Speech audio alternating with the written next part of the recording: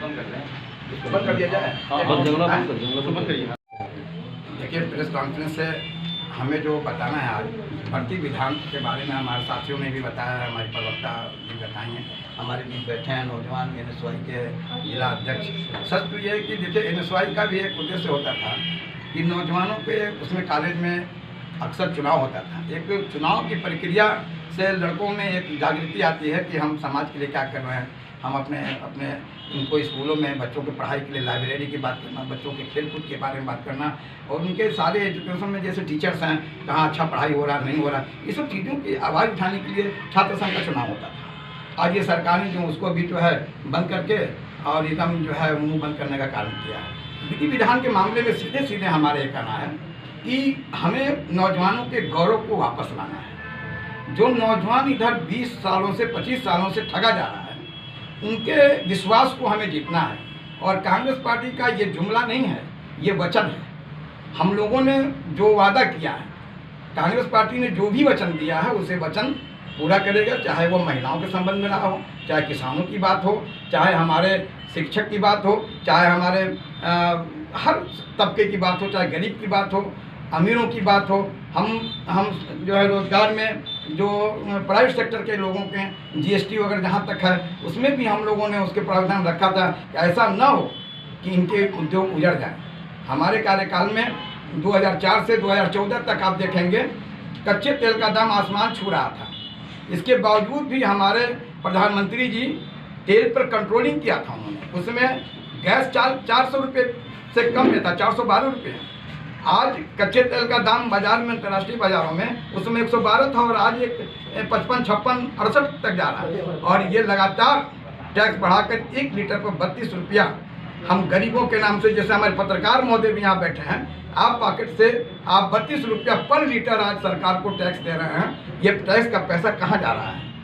ये मुफ्त अनाज की बात करते हैं कि मैं मुफ्त अनाज दे रहा हूँ, वैक्सीन की बात करते हैं कि मैं, ये ऐसी सरकार, ऐसा प्रधानमंत्री शायद आज तक नहीं मिला होगा जो अपनी बड़ी बड़ी होर्डिंगें लगा कर कहता हो धन्यवाद मोदी जी। इससे पहले भी वैक्सीन भारत सरकार ने दिया। बहुत भी ऐसी बीमारियां आई, जो भी रहा हो, चाहे बड़ी चेचक की बात रही हो, आपने देखा कि इसका जैसे TB की मरीज का रहा हो, सारी चीज़ें उस समय जो है छापा लगता था। जैसे मुझे भी बचपन में चेचक निकला था, मैं 4 साल का था।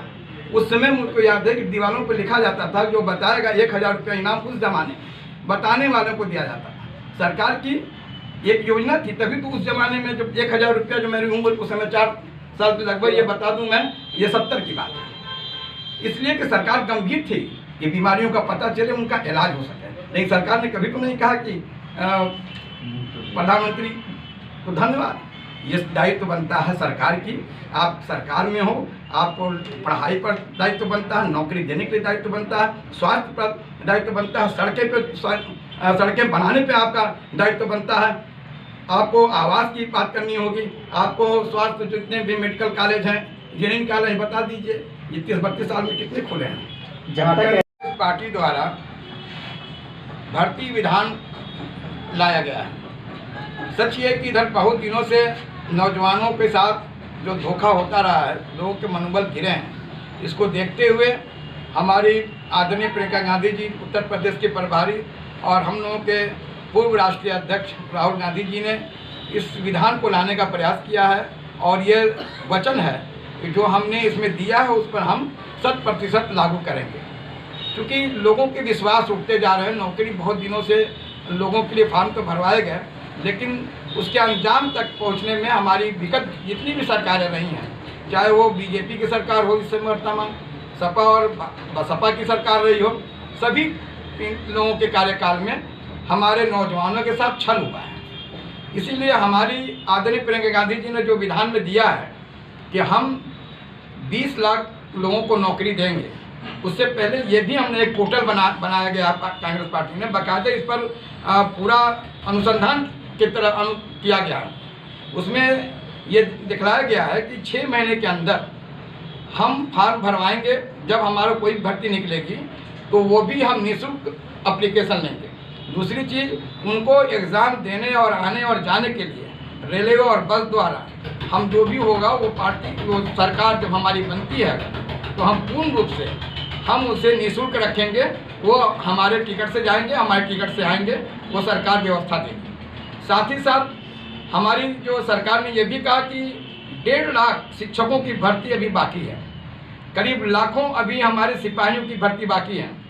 इन सब चीज़ों को देखते हुए हम लोगों ने ये प्रयास किया है, कांग्रेस पार्टी ने प्रयास किया है कि नौजवानों में एक विश्वास जगे कि हमारा भी एक भविष्य है, हम भी एक भविष्य, उज्जवल भविष्य की तरफ सोच सकते हैं। जो बेरोजगार रोज आज लोग घूम रहे हैं, उनके नौकरियों के साथ छल किया जा रहा है, इसको हम लोगों ने बहुत ही हमारी पार्टी ने बहुत ही गंभीरता से लिया है। क्योंकि नौजवानों का एक भविष्य होता है, पढ़ लिख कर वो एक भविष्य को देखना चाहते हैं कि हमारे भी खुशहाली हो, हमारे भी परिवार में खुशहाली हो।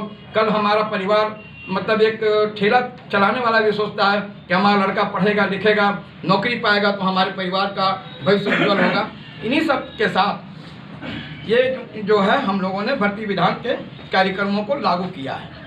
उसमें हम नौकरी जो देंगे ही, और साथ ही साथ क्योंकि हमारे बगल में हमारे नौजवान जिला के सारा अध्यक्ष भी हैं, मैं भी चाहूँगा कि इसके संबंध में 1 मिनट में भी जो भी अपनी बात कहोगे, आप भी एक प्रेस करके आप बताएं।